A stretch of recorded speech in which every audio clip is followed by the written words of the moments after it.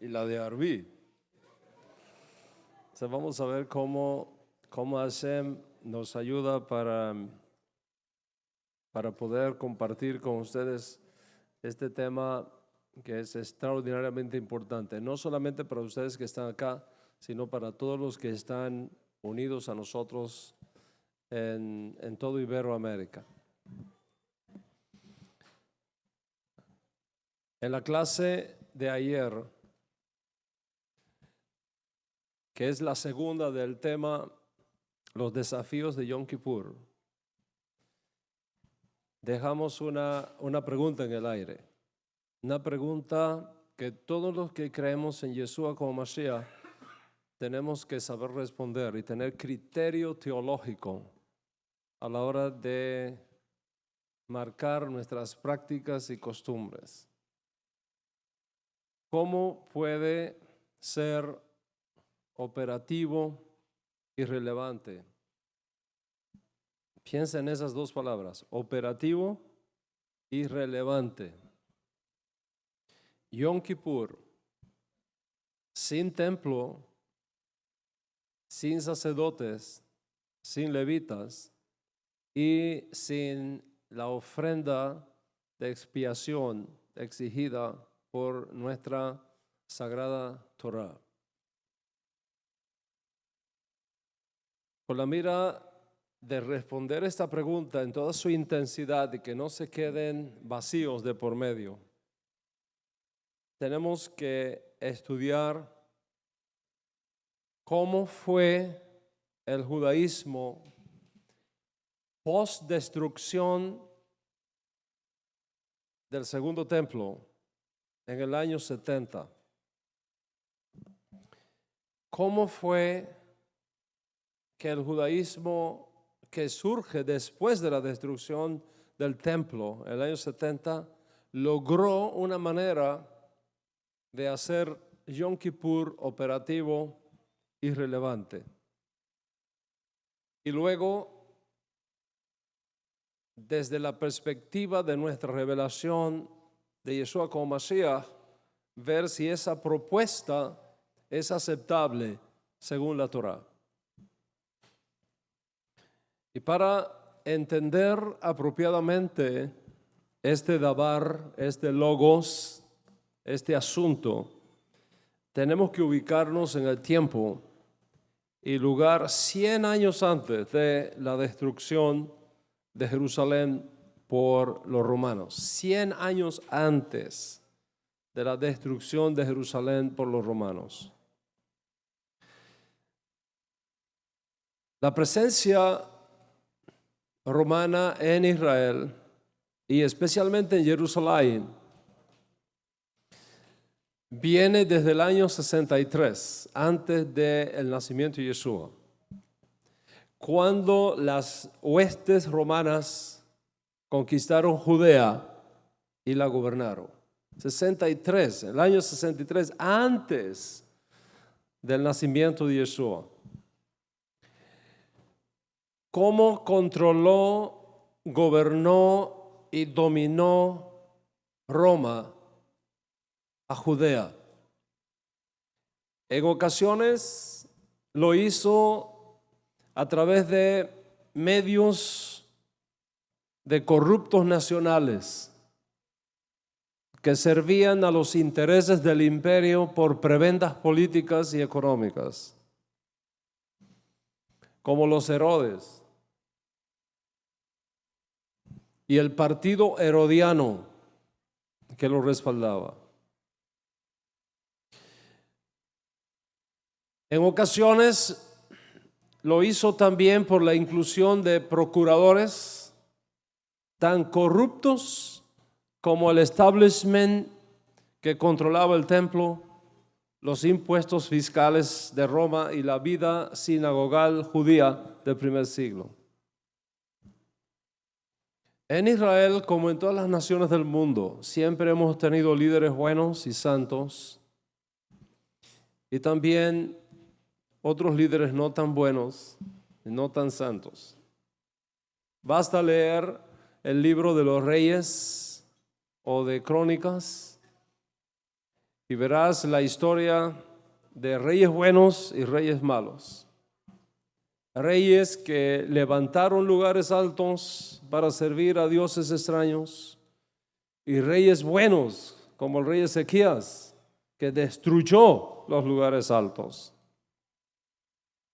Reyes puros y justos que honraron a Hashem y levantaron la Torá, y reyes corruptos que humillaron la Torá.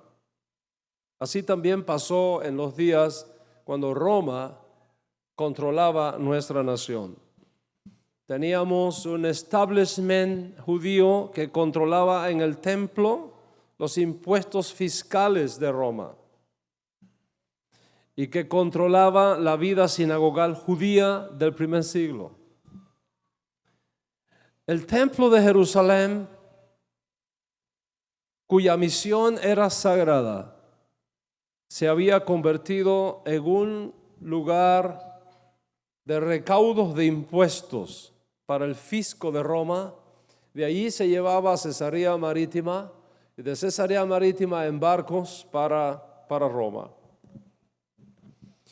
Y la corrupción llegó a un extremo tan grande que había sacerdotes en Israel que le hacían sacrificios al emperador en el templo de Jerusalén.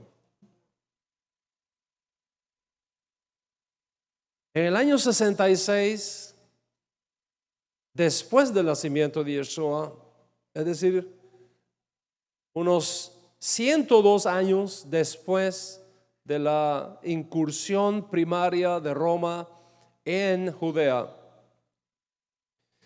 los corruptos sacerdotes que controlaban el templo, no satisfechos con ofrecerle un sacrificio al emperador en el templo, llegaron a la cúspide de la corrupción cuando no se opusieron, sino que facilitaron un sacrificio pagano a la entrada, nada menos que de la gran sinagoga de Cesarea Marítima, donde estaba la casa del procurador romano. En medio de tanta corrupción se levantó un Yehudí llamado Eleazar ben Hania y dijo: suficiente, no más. Y convocando a los judíos del partido celote, dio inicio a lo que ahora conocemos como la revuelta judía del año 66.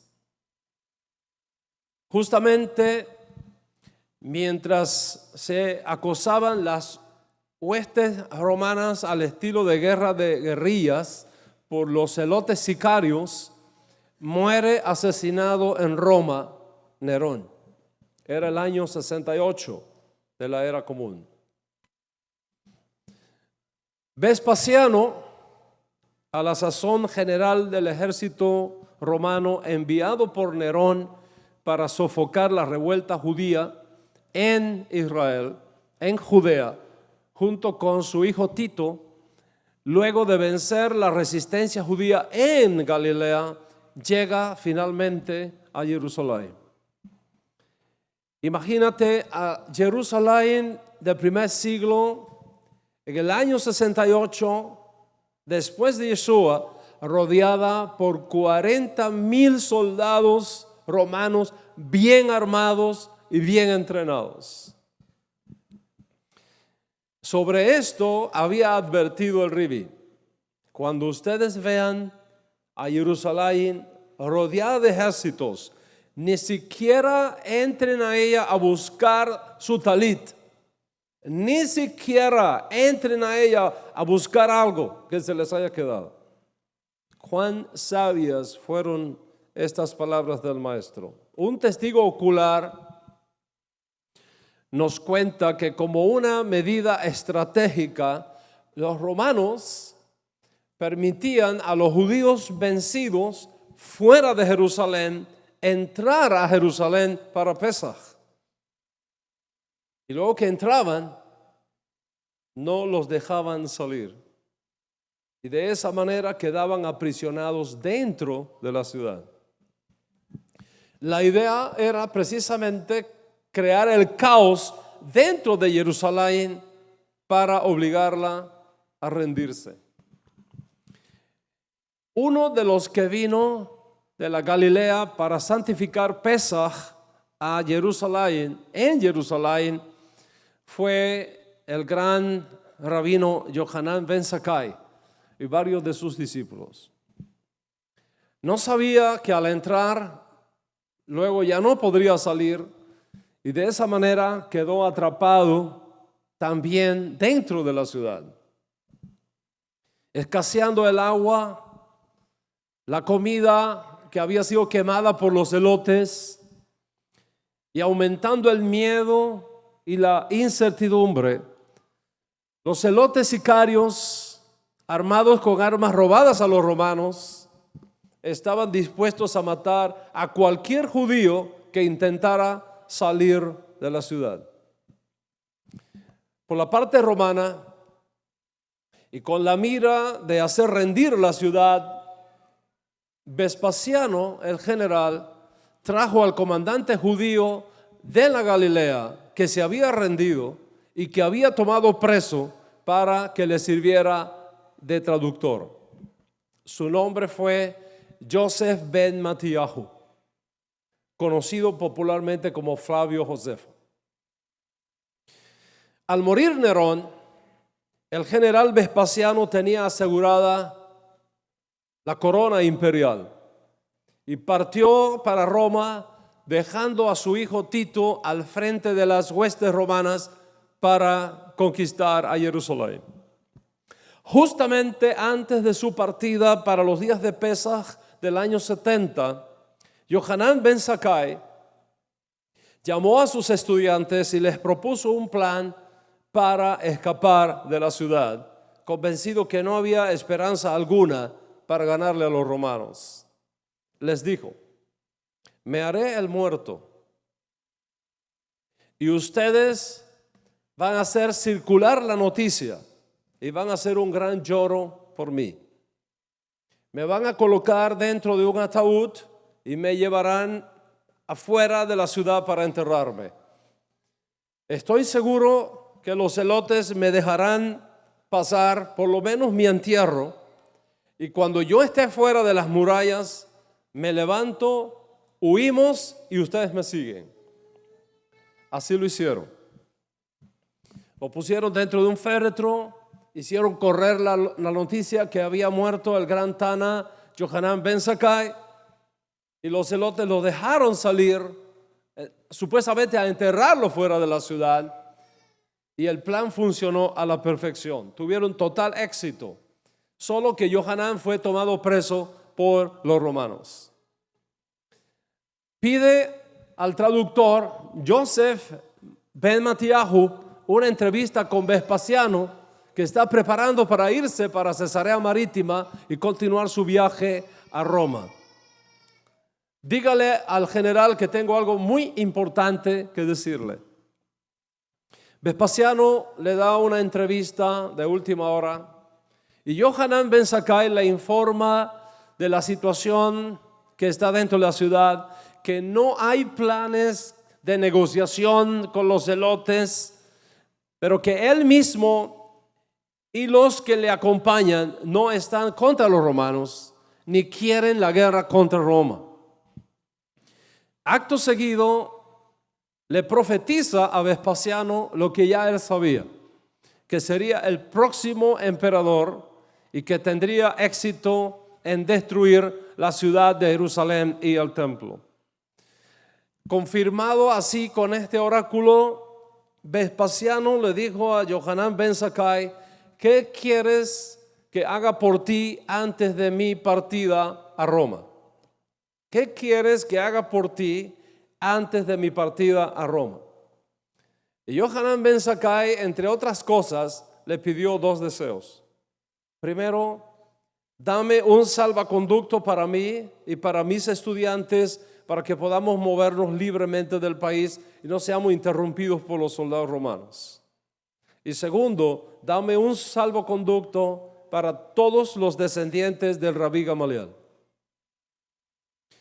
Vespasiano le concedió estos deseos a Yohanan ben Zakkai, y desde ese momento, y esto es un punto que ustedes tienen que conocer y que el mundo tiene que conocer, desde ese momento los únicos autorizados a practicar el judaísmo en Israel fueron los discípulos de Yohanan ben Zakkai. El resto quedó sin respaldo político alguno.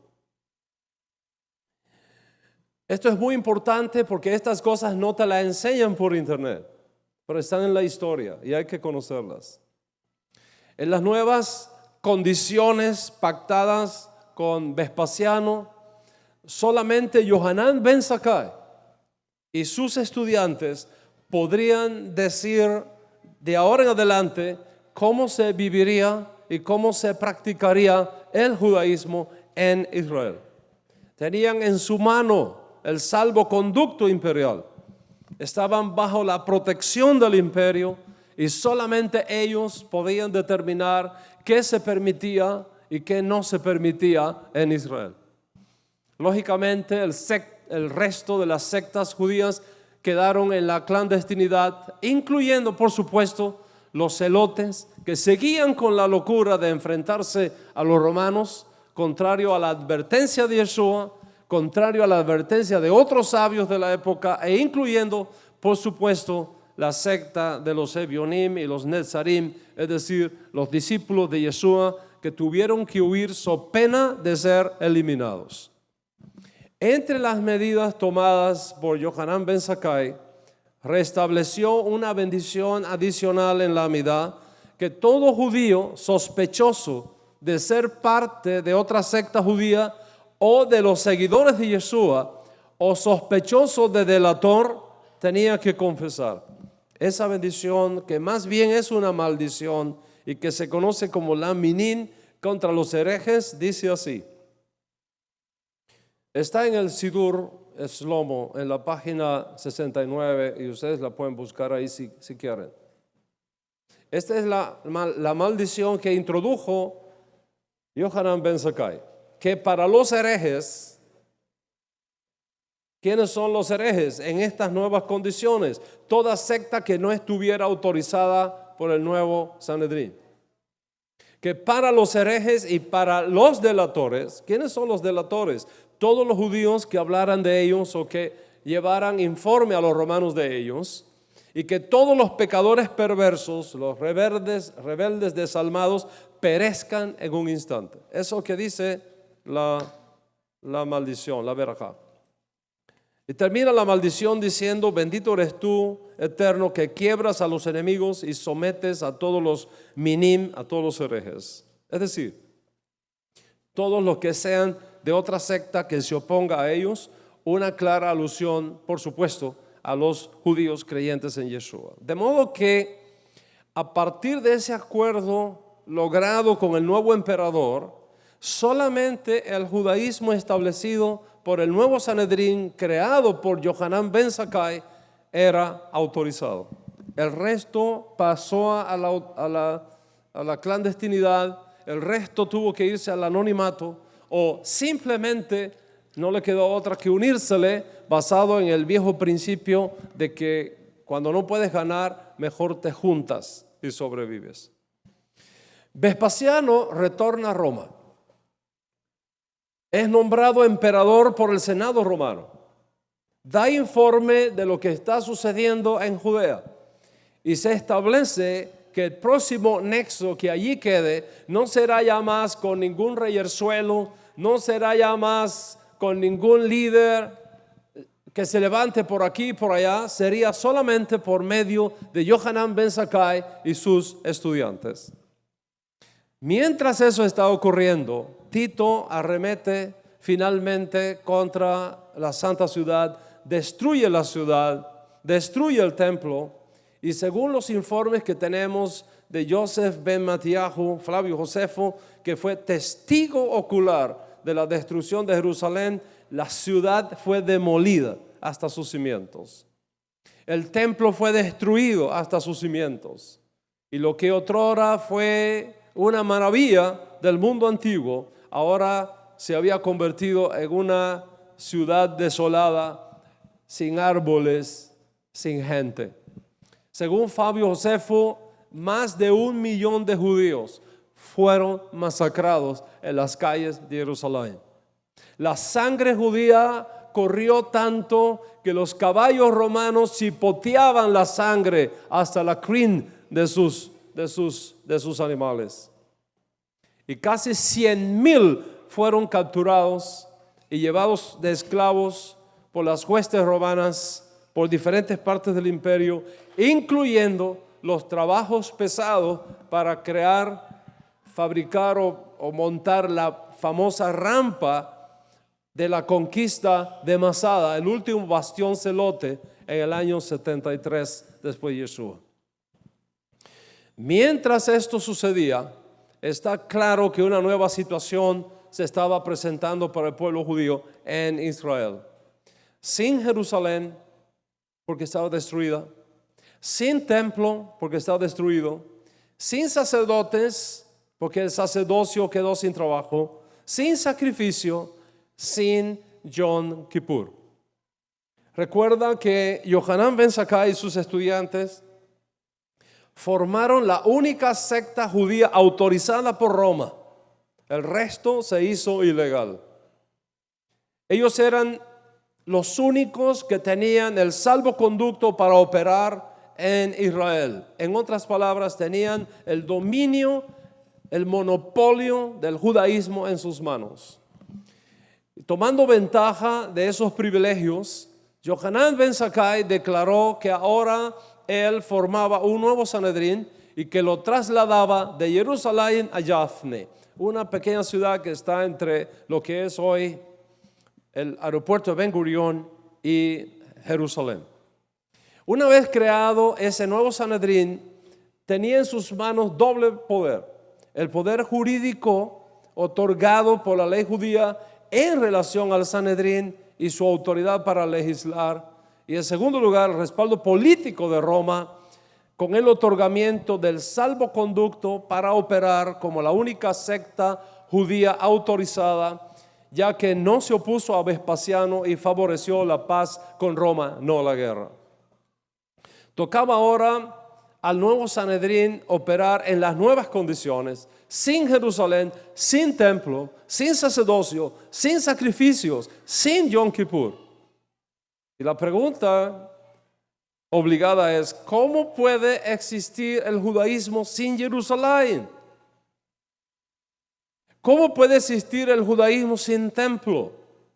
¿Cómo puede existir el judaísmo sin sacerdotes, sin sacrificios?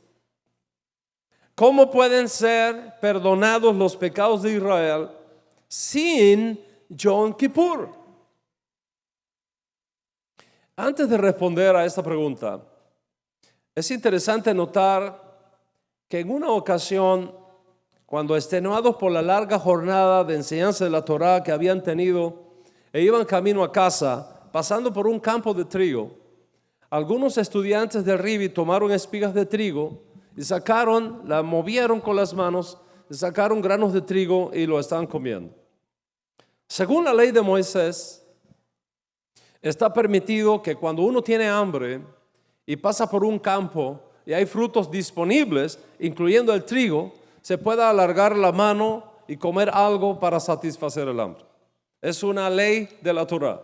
Lo que no está permitido es que tú tomes algún fruto, lo eches en una canasta y lo lleves a tu casa. Eso no lo puedes hacer. Pero si lo pones en la boca y lo comes hasta tu saciedad, está permitido por la ley. La pregunta es: ¿se podría hacer eso en Shabbat? La ley de Moisés guarda silencio sobre eso. La ley de Moisés no dice absolutamente nada de eso. Algunos rabinos enseñaron que ni siquiera en Shabbat estaba permitido alargar la mano y separar el grano de trigo de su vaina. Otros rabinos lo permitían si el hambre estaba presente y era un atenuante, por supuesto. Así que en los días de Yeshua había algunos rabinos que estaban a favor, había algunos rabinos que estaban en contra. Está claro entonces que los Yehudim que se acercaron a Yeshua diciéndole que sus discípulos estaban haciendo algo prohibido según la opinión de su escuela, formaba parte de la secta más estricta que había en Israel en aquellos días. Y Yeshua responde a esa crítica citando un caso de la Torá, donde el pan sagrado, que solamente está permitido comer a los sacerdotes, en un caso de hambre, fue concedido por el sumo sacerdote a los soldados de David que estaban en una misión. Por tanto, sobre esa base, el Rivi legisló que cuando las necesidades del hombre están presentes, las leyes de Shabbat deben ser aliviadas para que el hombre sea bendecido. En otras palabras, el hombre, según Yeshua, el ser humano es más importante que las leyes de Shabbat que restringen ciertas acciones en Shabbat. Pero ahora viene lo más importante y extraordinario de todo esto, cuando el Rive dice: los sacerdotes en el día de Shabbat tienen que entrar en el templo y trabajar. Los sacerdotes en el día de Shabbat tienen que entrar en el templo y trabajar en Shabbat. Tienen que arreglar el fuego, tienen que arreglar la leña del altar del sacrificio, tienen que transportar, sudan con el tremendo trabajo de mover los sacrificios. Y si no, échese a cuesta un ternero y muévalo 60 pies de un lugar a otro, a ver cómo queda usted cuando termine de colocarlo en el altar. Tenían que hacer los cortes, quemar la grasa, etc. Dice Yeshua, los sacerdotes en el templo, en Shabbat, tienen que trabajar y son sin culpa.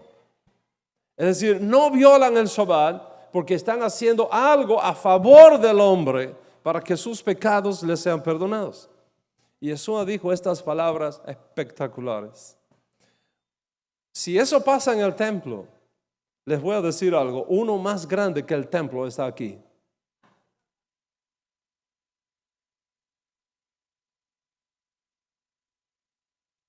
Think about it. Dice Yeshua, uno más grande que el templo está aquí, delante de ustedes.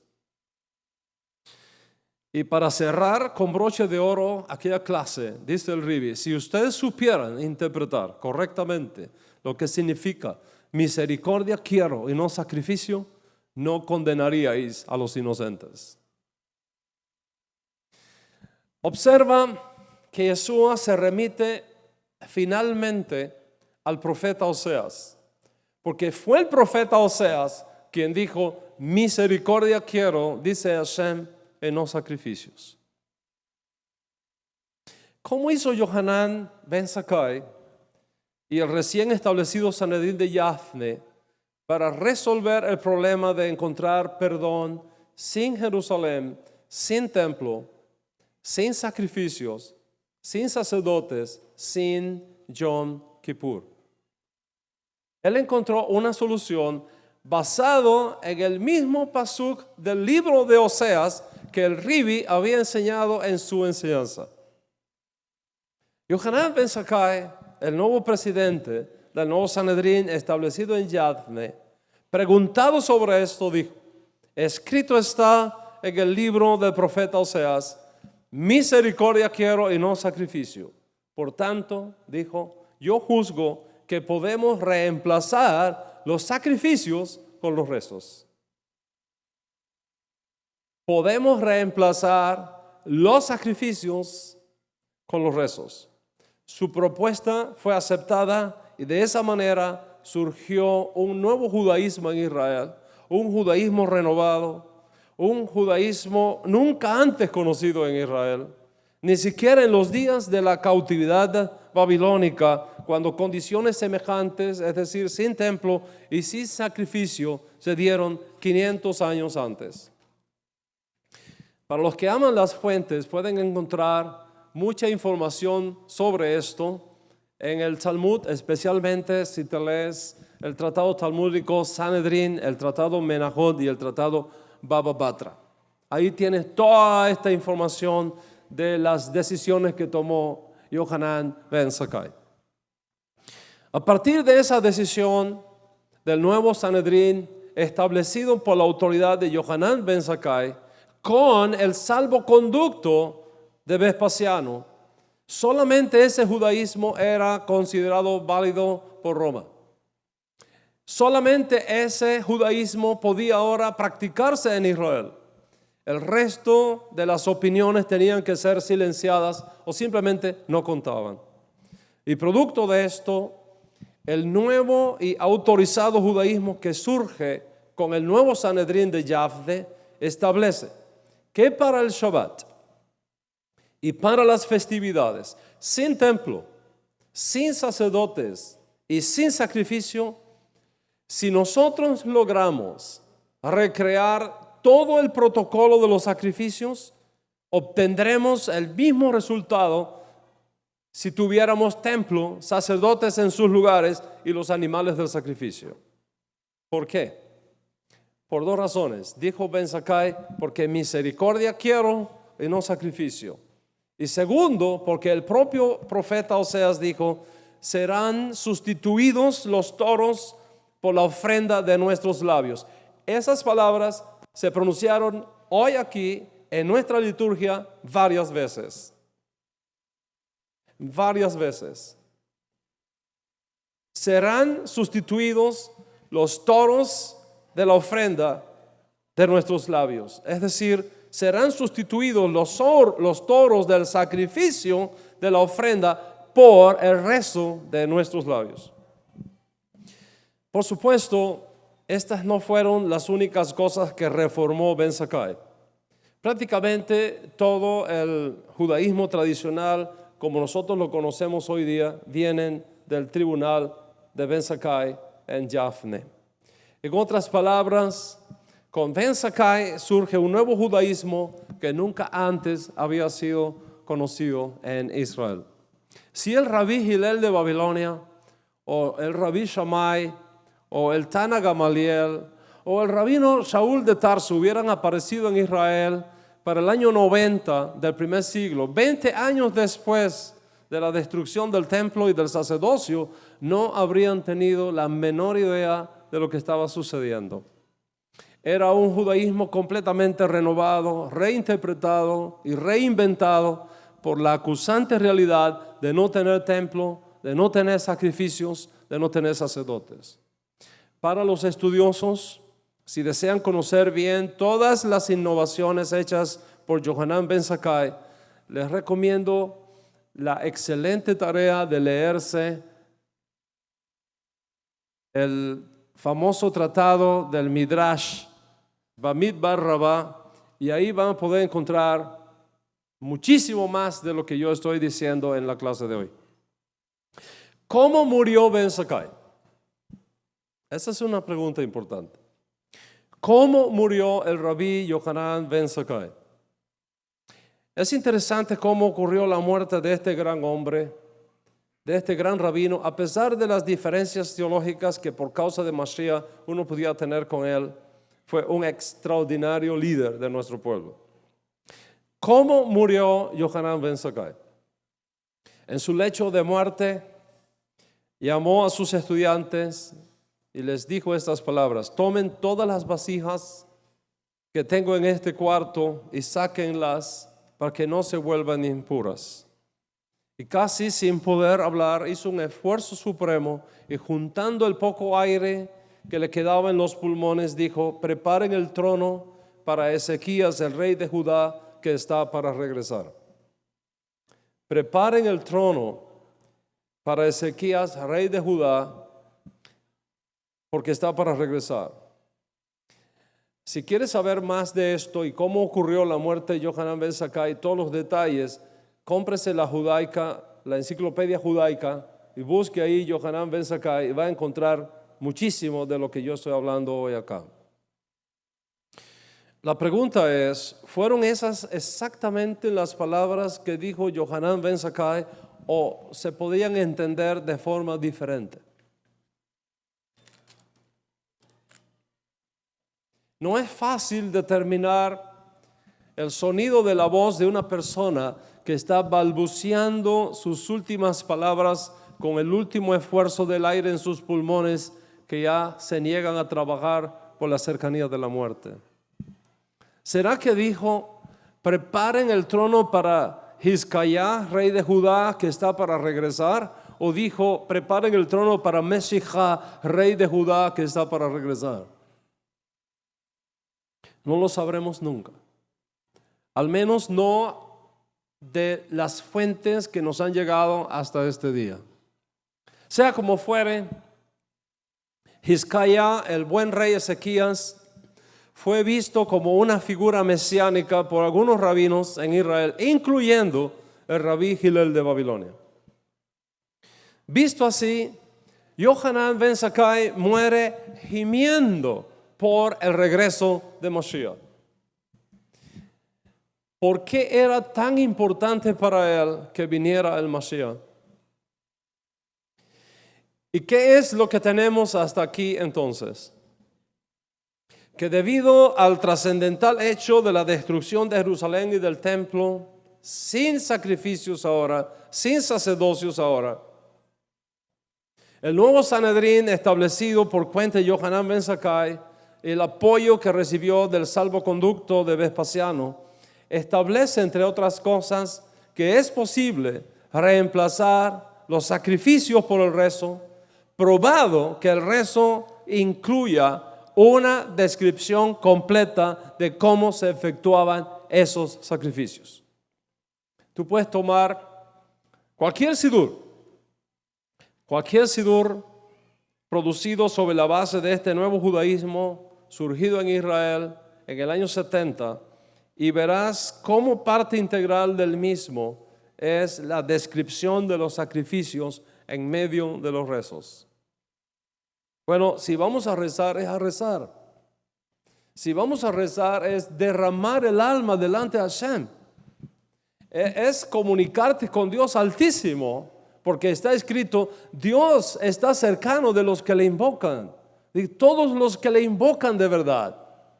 Sin embargo, como el nuevo Sanedrín de Yavne estableció que el rezo tiene que reproducir virtualmente los sacrificios del templo para que sea operativo en el perdón de los pecados, en el Sidur se incluye dentro del rezo la descripción histórica del protocolo de esos sacrificios.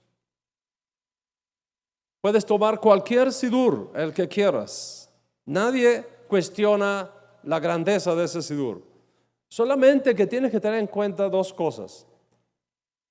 Especialmente ustedes que están comenzando a regresar a las raíces hebreas de su fe, que tienen hambre por aprender de Torah y que van a una librería y compran de todo lo que diga judío, lo compras. Tienes que entender y tener cuidado de estas cosas. El sidur de oración judío que no reconoce a Yeshua como Mashiach parte de dos hechos. Primero, que el Mesías no ha venido y que no se requiere de un Mesías sacerdotal sufriente para estar a cuentas con Dios. Y segundo, que el rezo debe reemplazar los sacrificios y por tanto un recuento de cómo se hacían esos sacrificios tiene que estar presente en el rezo. Por ejemplo, si tú vas al Birkat Shlomo, y algunos de ustedes lo tienen por ahí, lo pueden mirar en la página 25 del Sidur, en medio de una sublime oración. Tú eres el Eterno, nuestro Dios, arriba en los cielos y abajo en la tierra. Abruptamente se interrumpe el rezo con la introducción histórica de la ofrenda continua. Y entonces se cita un texto de la ley sobre las ofrendas de fuego. Luego se cita un texto bíblico sobre las ofrendas continuas o el Tamid Korban, y entonces se procede al Ketoret, es decir, el oficio del sacerdote presentando el incienso dentro del lugar santo frente al lugar santísimo. Y luego de eso se introduce la descripción histórica del protocolo del servicio del templo como fue preservado en el Talmud del Tratado Keriot y del Tratado Yomá de Jerusalén, y que tenemos que leerlo completamente. Más o menos comienza diciendo: nuestros rabinos enseñaron cómo se fabrica la mezcla del saumerio. Y luego de concluir todo eso, el Sidur se explaya ahora en una descripción detallada del orden que había que seguir para las ofrendas cuando el templo estaba en pie.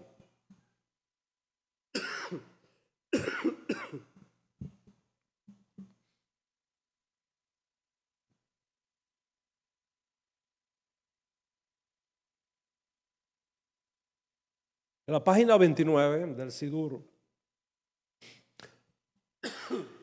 dice esto: Abayé describió el orden del servicio en el templo como lo había registrado la tradición talmúdica.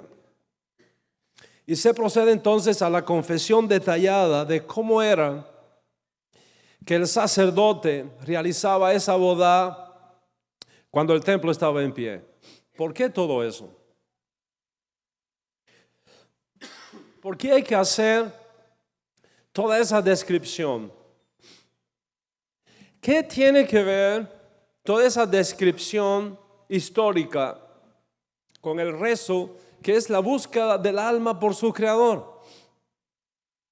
¿Cómo puede una persona concentrarse en el rezo y elevar su alma al creador cuando de pronto tiene que pensar por qué se utilizaba la lejía de Karshiná?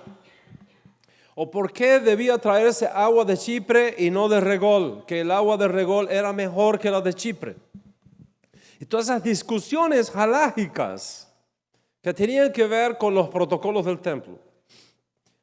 Tú estás orando, tú estás derramando tu alma delante de Hashem, y de pronto se interrumpe todo eso y tienes que dedicar un precioso tiempo a leer y volver a leer todo el protocolo cuando el templo estaba en pie.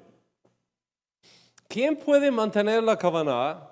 ¿Quién puede mantener la concentración, el movimiento natural de la plegaria, interrumpiendo el rezo con descripciones históricas, con cálculos matemáticos, con fórmulas químicas relacionados con la fabricación del incienso, que nada tiene que ver con el alma que está buscando desesperadamente conectarse con Dios? Pero Yohanan Ben Zakkai consideró que aunque eso interrumpe, debe hacerse. Y debe hacerse por una posición teológica fundamental.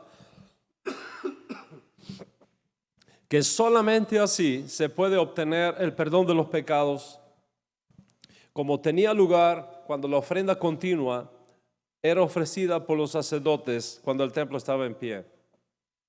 Eso es en relación con las ofrendas diarias, con el Korban Tamid, tanto en la mañana como de la tarde. ¿Y qué de Yom Kippur? ¿Qué de Yom Kippur? El mismo principio. Para que Yom Kippur sea operativo, sin Jerusalén, sin templo, sin sacrificios, sin sacerdocios, Yohanan Ben Zakkai estableció exactamente el mismo principio. Si rezamos y confesamos todo lo que el sumo sacerdote hacía en Yom Kippur, restauramos completamente el mérito del día de expiación y logramos el perdón de nuestros pecados sin Jerusalén, sin el templo, sin los sacerdotes, sin los sacrificios, sin la sangre derramada dentro del lugar santísimo. Y según Ben Zakkai y según el judaísmo que surge a partir de Yahvé, de no hacerse eso, Yom Kippur no es válido y no es operativo. Ahora entiendes por qué el Maxor de Yom Kippur, en una parte importante del rezo, hay que repetir varias veces ese protocolo, como si el templo estuviera en pie. ¿Y qué es lo que se busca con esa repetición? Reemplazar lo que tenemos por lo que perdimos para estar bien con Dios.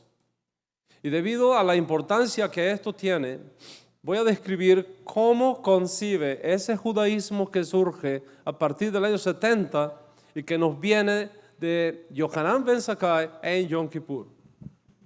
La primera cosa que hace el Sidur, y creo que tengo una copia por acá, del Sidur de... ¿Me pueden prestar el Maxor, por ejemplo?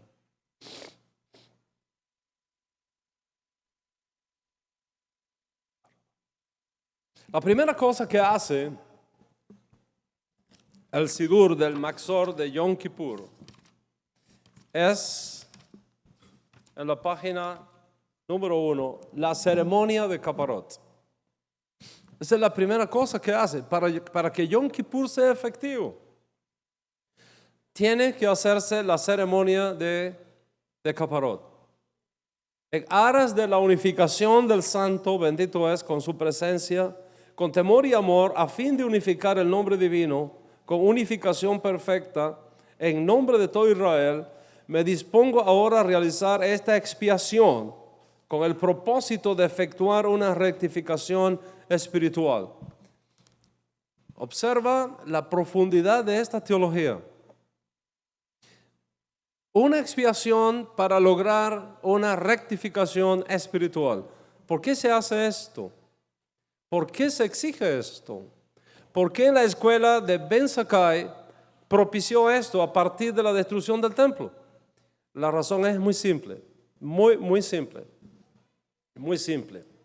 La razón es porque tanto Yohanan Ben Zakkai como el resto de los sabios judíos de todas las épocas están conscientes que según la Torá, las faltas y los pecados del ser humano requieren ser expiadas y requieren ser corregidas. Y como no tenemos templo, ni se pueden ofrecer sacrificios a Dios con animales fuera del templo ni fuera de Jerusalén, los rabinos antiguos propiciaron esta práctica del caparot. ¿En qué consiste esta práctica?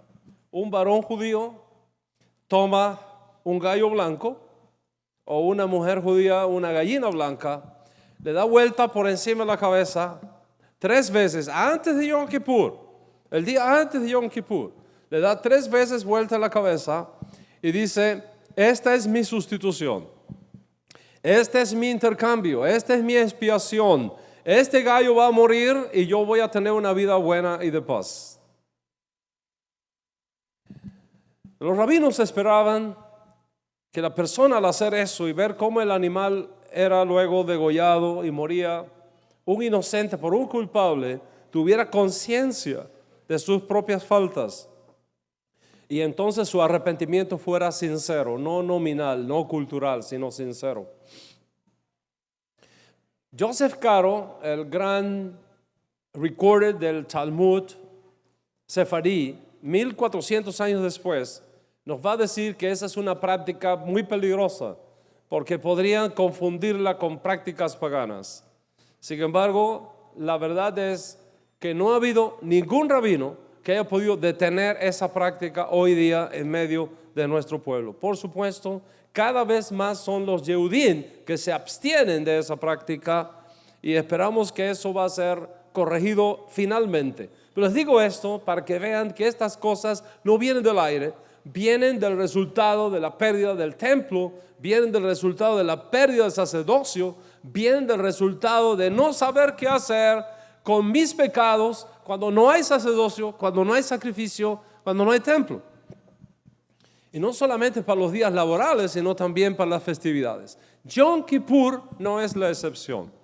Es la regla suprema porque es precisamente el día del perdón nacional de Israel. Esta es la propuesta de Yohanan Ben Zakkai. Si nosotros rezamos en Yom Kippur y si nosotros confesamos todo lo que el sumo sacerdote debía confesar en Yom Kippur cuando el templo estaba en pie, y si nosotros podemos restaurar completamente con nuestros labios todo lo que se hacía en el templo para el día de expiación, sin Jerusalén, sin templo, sin sacerdocio, sin los 2 machos cabríos, sin la sangre derramada dentro del lugar santísimo, nosotros podemos lograr el perdón. En otras palabras, si eso no se hace, Yom Kippur no es operativo y no es válido. Y es por eso que se introduce luego la ceremonia de Caparot, asunto que viene rodando desde los Geonim como una tradición venida de John Zakkai. ¿Qué se hace después? ¿Qué se hace después? Después se introduce el tratado talmúdico Keritot y Yomá de Jerusalén para reproducir paso por paso, todo lo que se hacía en el templo en los días cuando estaba en pie para Yom Kippur. ¿Por qué la teología rabínica ordena todo esto? ¿Por qué se exige que se lea todo esto? ¿Por qué aparece en el Sidur? ¿Por qué hay que tenerlo presente en Yom Kippur? Porque Yohanan ben Zakkai y el Sanedrín establecido por él en Yavne, con el salvoconducto de Vespasiano, reinterpretó el judaísmo para hacerlo operativo sin templo, sin sacerdocio y sin sacrificio. ¿Y sobre qué base se hizo? Sobre la base del profeta Oseas, capítulo 14, dándole un nuevo sentido, dándole una nueva orientación, dándole una nueva interpretación. De ahí en adelante, cualquier judío, cualquier sabio o cualquier otra secta que diga o enseñe algo diferente era considerado una herejía, objeto de persecución con la venia y el respaldo del imperio. Y está claro como la luz del sol que para el judaísmo surgido a raíz de la destrucción de Jerusalén, el templo, y que tiene como fundamento esta teología del reemplazo de los sacrificios por el rezo, introducida por Yohanan ben Zakkai. El rezo ahora reemplaza los sacrificios y con ello se logra el perdón de los pecados, probado que se confiesa detalladamente todo lo que el protocolo del templo exigía cuando estaba en pie. Visto así, no hace falta entonces el templo, no hace falta los sacrificios, ni mucho menos un Mesías sufriente sobre cuyos méritos tengamos el perdón de los pecados, porque lógicamente lo podemos obtener del rezo que ahora reemplaza los sacrificios. Y esto es lo que explica, señoras y señores, por qué en el Sidur y en el Maxor, venido de esa teología del año 70 después de Yeshua, es decir, después de la destrucción de Jerusalén, no se puede tener un Shabbat y no se puede tener un Yom Kippur si no se confiesa públicamente todo lo que ocurría en el templo o lo que debería ocurrir en el evento que el templo esté en pie. Y como en el día de Yom Kippur, el sacerdote entraba varias veces al lugar santo y una vez al lugar santísimo y rociaba 7 veces la sangre hacia la cortina sagrada, entonces estas confesiones hay que hacerlas no una vez, sino 2 veces, 3 veces, 4 veces, 5 veces, 6 veces, 7 veces, para que reproduzcan bien los hechos que hubieran tenido lugar si el templo hubiera estado en pie. Desde el punto de vista del judaísmo tradicional, un servicio del rezo, sea laboral o festivo, incluyendo sobre todo Yom Kippur, si no tiene la confesión de todo ese protocolo y esos pecados, hasta 7 veces no vale el rezo, no vale Yom Kippur. Todo esto es el resultado de la interpretación que dio Yohanan ben Zakkai sobre el profeta Oseas.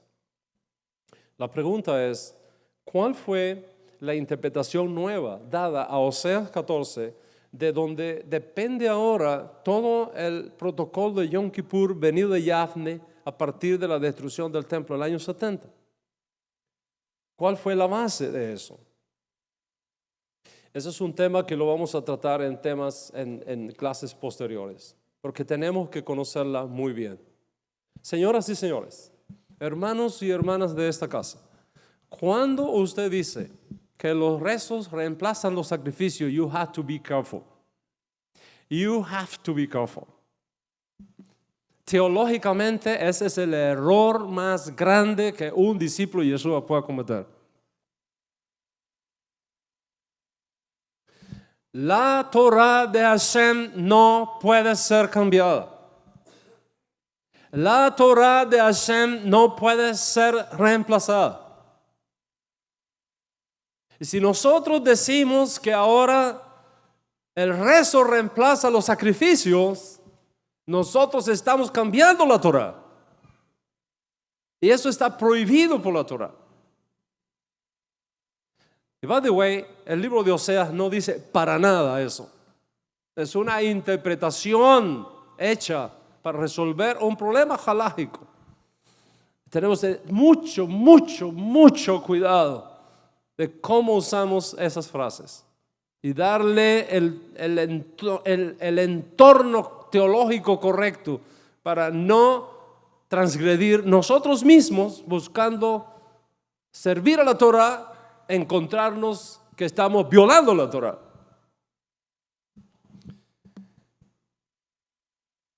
Mientras llega el momento de explicar todo eso, recordamos algo importante. No venimos a Yom Kippur sin esperanza. No venimos a Yom Kippur sin esperanza. No venimos a Yom Kippur sin expiación. No venimos a Yom Kippur a buscar expiación, ya la tenemos.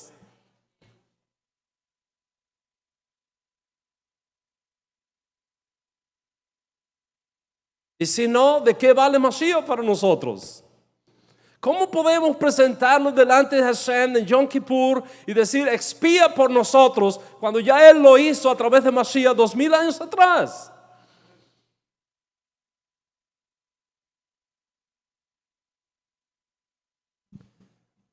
No venimos a Yom Kippur sin un sacerdote que interceda por nosotros.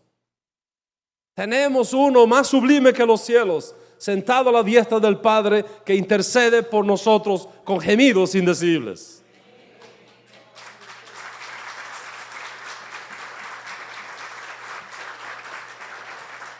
Venimos a Yom Kippur a rezar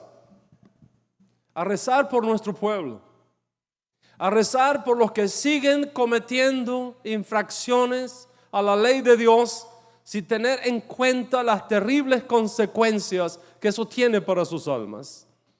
Venimos a Yom Kippur a reparar cualquier desvío que hayamos tenido en el camino, a corregir cualquier mala costumbre, práctica o hierro que hayamos cometido, no como un extraño que no tiene derecho, sino como hijos que se han encontrado y que ya tienen a un Padre bueno y misericordioso.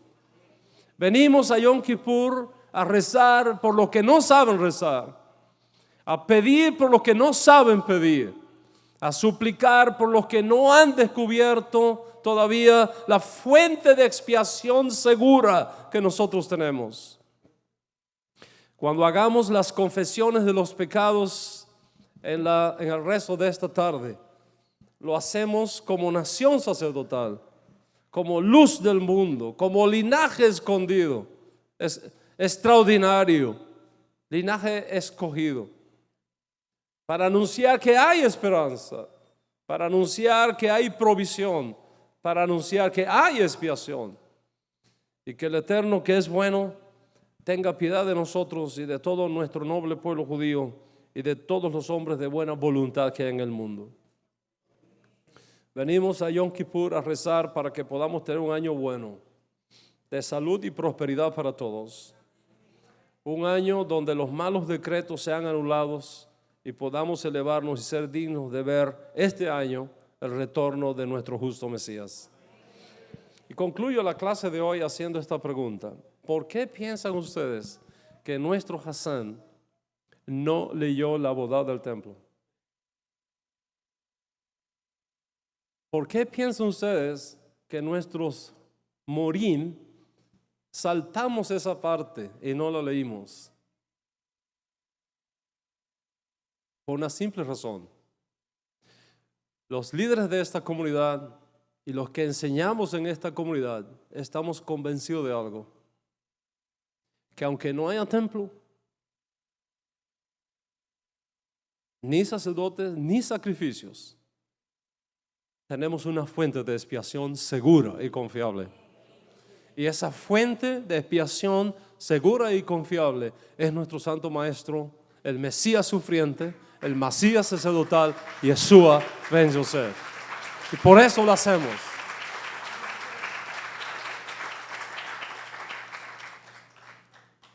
Que su espíritu esté con nosotros en el resto de este Yom Kippur y que nunca lo olvidemos.